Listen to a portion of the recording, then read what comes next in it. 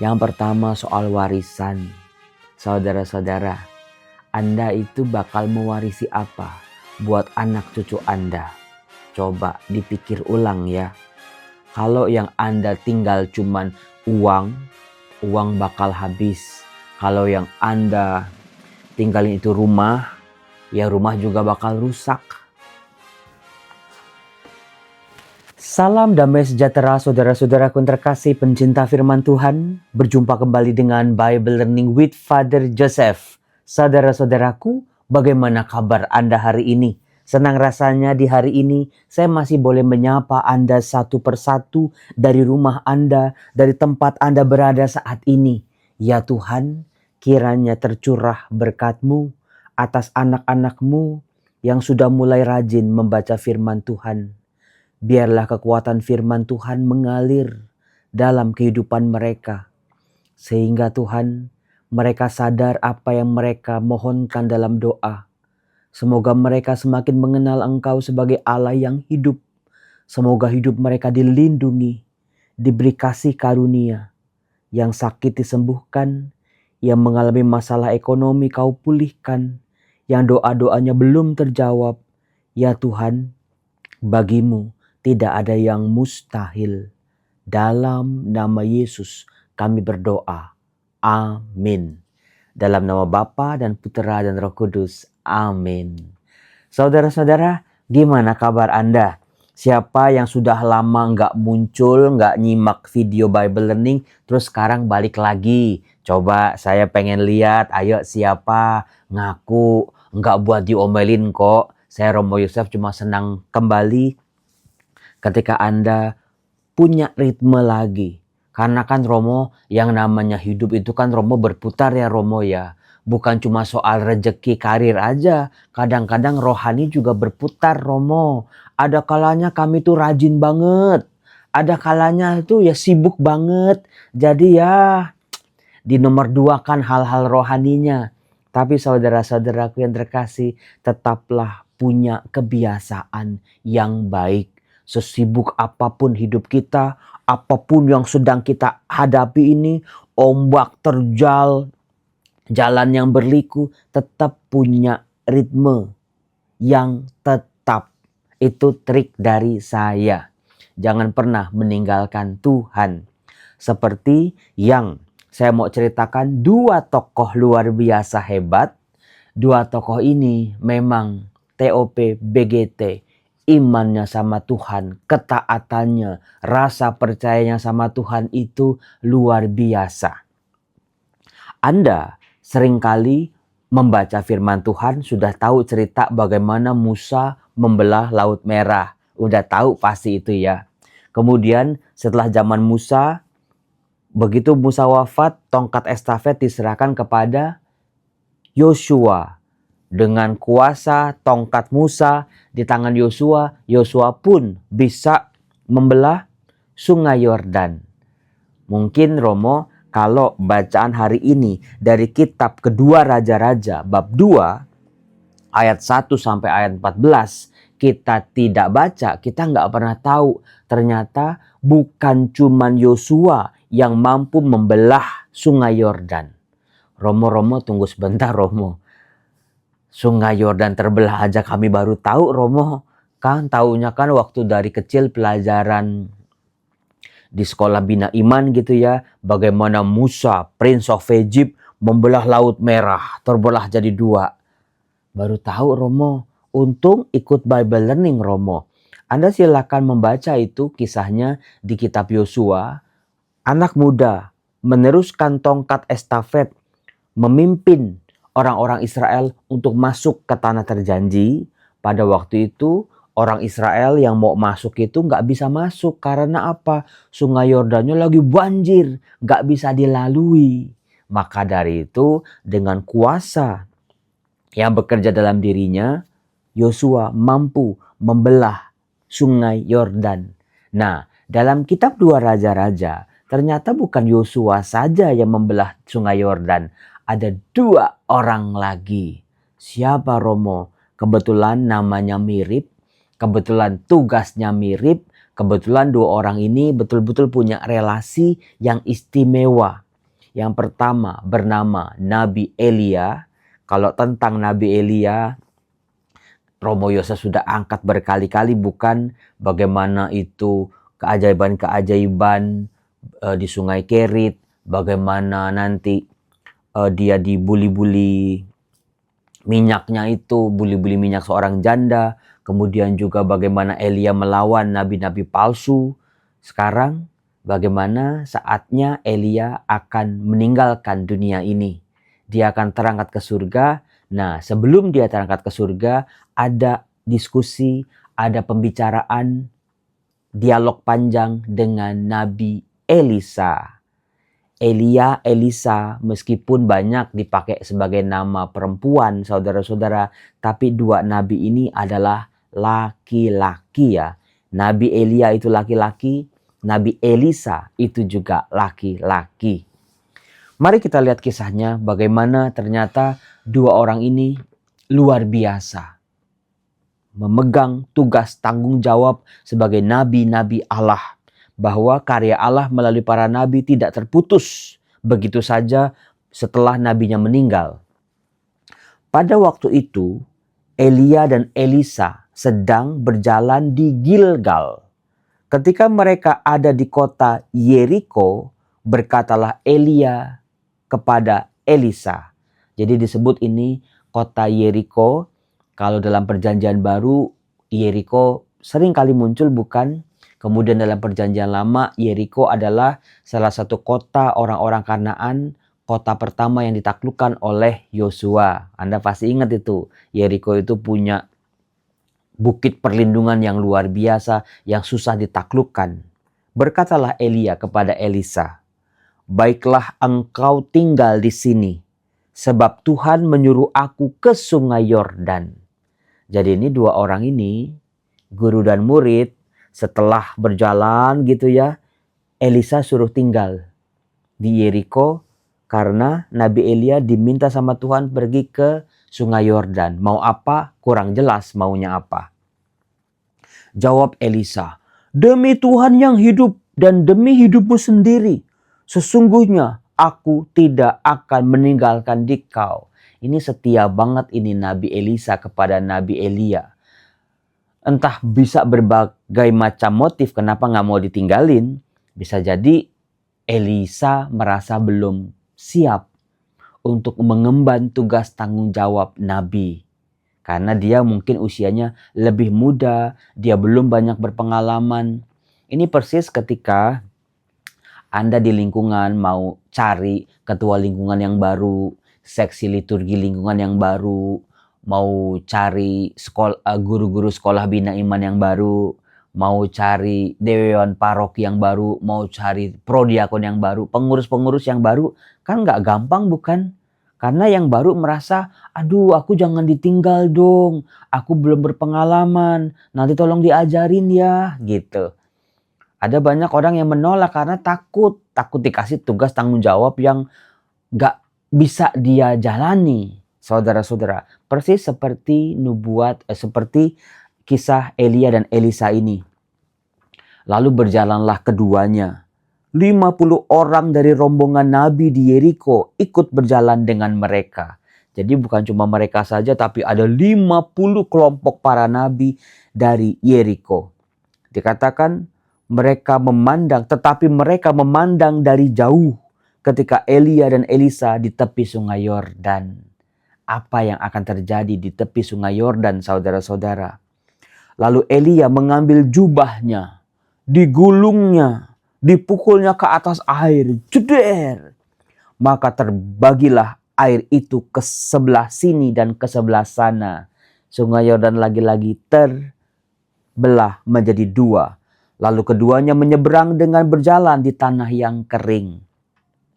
Sesudah mereka sampai di seberang, berkatalah Elia kepada Elisa. Ini dia. Kata-kata perpisahan. Saatnya mau tiba ini buat Elia.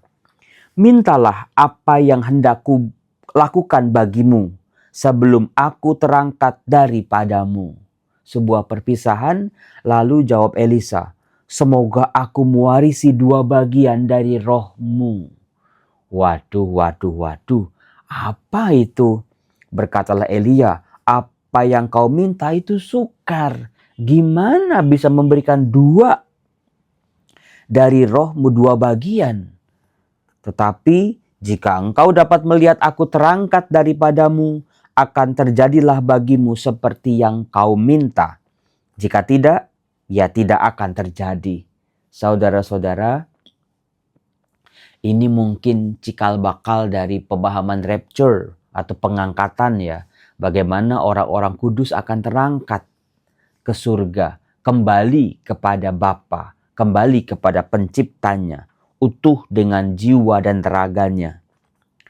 Sedang mereka berjalan terus sambil bercakap-cakap, tiba-tiba datanglah kereta berapi dengan kuda berapi, memisahkan keduanya. Langsung terpisah itu. Lalu naiklah Elia ke surga dalam angin badai.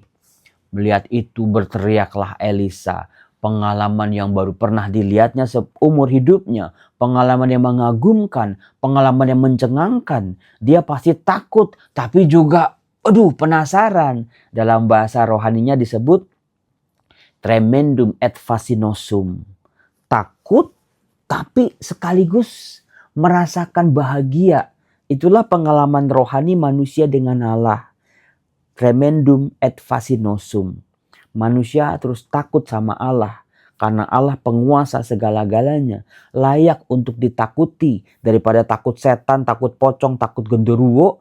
Takutlah pada Allah. Dalam arti Allah bisa dengan mudahnya membolak-balikan hidup manusia. Bahkan mencabut nyawa manusia, Allah pun bisa. Dari sisi manusia, manusia harus takut karena melihat perbedaan yang begitu jauh. Sangat berbeda antara dirinya dengan Allah. Allah di luar kuasa manusia. Tapi juga fascinosum, terpukau, terpana. Itulah saudara-saudara, tremendum et fascinosum. Kemudian dikatakan Elisa berteriak, Bapakku, Bapakku, kereta Israel dan orang-orang yang berkuda. Kemudian Elia tidak kelihatan lagi oleh Elisa. Saudara-saudara, saking melihat pengalaman yang begitu mencengangkan sekaligus menakutkan, Elisa merenggut pakaiannya dan dikoyakkannya menjadi dua. Lihat, bukan cuman Daud saja ketika merasa berdosa dia koyakkan jubahnya. Bukan cuma beberapa tokoh-tokoh Alkitab ketika merasa dirinya tidak pantas, dirinya berhadapan dengan Allah segala kuasanya itu merasa tidak pantas. Ayub juga mengalami seperti itu. Begitu seseorang manusia biasa melihat kemuliaan Tuhan, gak pantas. Maka dia koyakkan jubahnya menjadi dua. Sesudah itu ia memungut jubah Elia yang terjatuh. Jadi Elia meninggalkan jubahnya ini. Lalu Elisa berjalan hendak pulang dan berdiri di tepi sungai Yordan.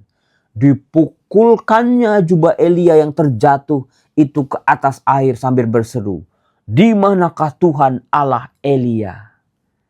Maka terbagilah air itu ke sebelah sini dan ke sebelah sana, dan Elisa menyeberang. Saudara-saudara, dari kisah ini kita bisa belajar banyak hal. Yang pertama soal warisan. Saudara-saudara, Anda itu bakal mewarisi apa buat anak cucu Anda? Coba dipikir ulang ya. Kalau yang Anda tinggal cuman uang bakal habis. Kalau yang Anda tinggalin itu rumah, ya rumah juga bakal rusak. Kalau yang Anda tinggali itu mobil akan ketinggalan zaman. Akan rusak pada waktunya juga. Yang Anda tinggalin handphone yang paling canggih gitu ya. Nanti 5 tahun lagi juga udah bukan yang paling canggih. Kalau yang Anda tinggalin cuman harta-harta duniawi, pasti dengan mudah entah disimpan sama anak cucu Anda. Wah, ini miliknya engkong nih, miliknya emak nih, miliknya opa, oma. Bakal lewat kok anak-anak Anda, cucu Anda nanti juga bakal gak peduli lagi sama barang-barang itu.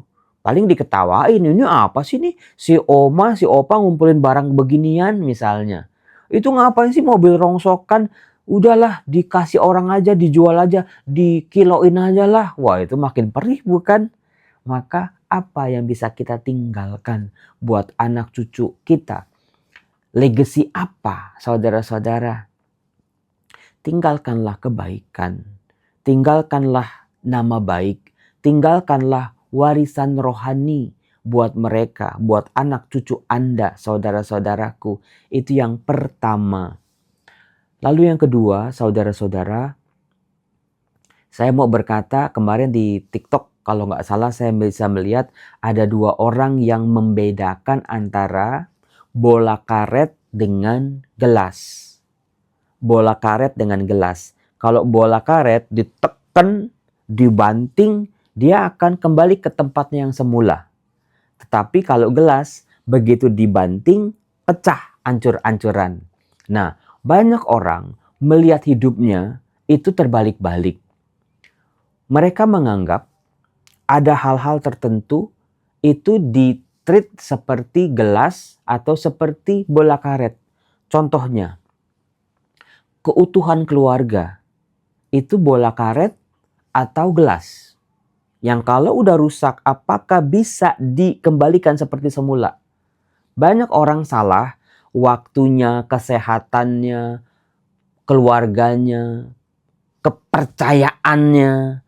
Itu dianggap ya seperti bola karet, nggak apa-apalah dirusak, nggak apa-apalah disakiti, nanti juga bisa balik lagi dengan kata maaf, dengan ya ntar juga diajak makan pada diem semua, dikasih duit juga ntar pada ya saling akur lagi. Tidak saudara-saudara, keluarga, kepercayaan, kesehatan, nama baik itu kayak gelas. Kalau udah kebanting, pecah. Mau Anda kumpulin puing-puingnya, Anda satuin juga nggak bakal utuh. Maka hati-hati, mana yang bisa balik dalam hidup Anda, mana yang nggak bisa balik lagi dalam diri Anda, saudara-saudara. Bayanginnya adalah bola karet dan juga gelas ini. Mana yang kalau rusak itu nggak bisa balik lagi. Mana yang kalau rusak bisa balik lagi. Silakan itu dipikirkan ya saudara-saudara. Jangan biarkan hatinya orang tua Anda, hatinya anak-anak Anda, kepercayaan istri, kepercayaan suami Anda, kepercayaan anak-anak Anda, itu Anda berlakukan seperti gelas. Udah ditinggal, nggak dirawat, kesenggol gitu ya, nggak dijaga, bahkan dipecahin sendiri dengan dosa dan kesalahan sendiri. Nanti menganggap ntar juga pulih lagi, nggak bisa saudara-saudara. Maka coba lihat apa yang sebetulnya bisa balik lagi, apa yang sebetulnya nggak bisa balik lagi, saudara-saudaraku. Itu renungan yang luar biasa itu. Kemudian yang berikut adalah, percayalah, kalau kita dapat tugas nih, tongkat estafet entah dari keluarga, biasanya ayah itu mewarisi tugas-tugas itu kepada anak-anaknya, bukan untuk jalanin usaha atau dalam pelayanan juga begitu. Itu berlakulah seperti Elia dan Elisa, saudara-saudara. Ada dialog, ada misi yang diperjelas, ada tugas yang harus dikatakan. Jangan sampai antar generasi ini saling mengandaikan. Entar juga anak-anak tahu, entar juga bapak gua ngerti. Yang gitu nggak bisa. Harus ada dialog. Tugasnya apa? Apa yang harus dilaksanakan? Apa yang dia suka? Apa yang dia nggak suka? Apa yang harus dihindari? Apa yang harus diperjuangkan? Jangan cuma diandaikan. Generasi muda jangan merasa pintar sendiri, udah pintar, udah tahu segala-galanya. Tetap belajarlah kebijaksanaan. Pelajaran-pelajaran yang gak bisa dipelajari di sekolah. Belajarlah dari para orang tua. Kejatuhan mereka, kegagalan mereka, keberhasilan mereka, keuletan mereka, usaha mereka, perjuangan, pengorbanan mereka. Belajarlah juga. Kemudian juga dari orang-orang tua, generasi yang lebih tua. Belajar juga dari generasi muda. Jangan merasa gara-gara udah menang umur, merasa paling hebat, merasa paling pinter, anak muda pokoknya dikecilin terus, nggak pernah dikasih kepercayaan, nggak pernah dikasih tanggung jawab, ya akhirnya anak-anaknya bertumbuh menjadi anak-anak yang lembek. Kasih anak-anak Anda tantangan juga sebetulnya. Jangan dikekepin terus dibawa ketek emaknya. Enggak, kasihan Romo, kasihan. Kalau Anda kasihan sama mereka, kan Anda nggak mungkin seumur hidup sama mereka. Ada kalanya Anda juga harus berpisah dari mereka. Takutnya kalau dikekepin terus, ketika mereka mandiri, menikah, disuruh kerja sendiri, atau ketika Anda udah nggak ada lagi bersama mereka, ya mereka kelabakan, nggak bisa apa-apa nanti. Cuma jadi anak yang manja aja, yang cuma bisa ngandelin orang tuanya. Maka kisah Elia dan Elisa itu sungguh luar biasa itu. Relasi yang mendalam, relasi ada peralihan tugas yang luar biasa. Sehingga Elisa bisa memimpin orang Israel dengan semangat kenabiannya, dengan semangat Nabi Elia. Saudara-saudara, terima kasih Anda sudah rajin baca firman Tuhan. Terima kasih buat para subscriber. Terima kasih untuk orang-orang yang suka nge-like, yang suka sebar-sebar link YouTube ini. Terima kasih untuk para pelanggan. Karena dari semua hasil langganan Anda, saya sudah kasih untuk bantu seorang anak untuk kuliah. Terima kasih. Salam, Tuhan berkati.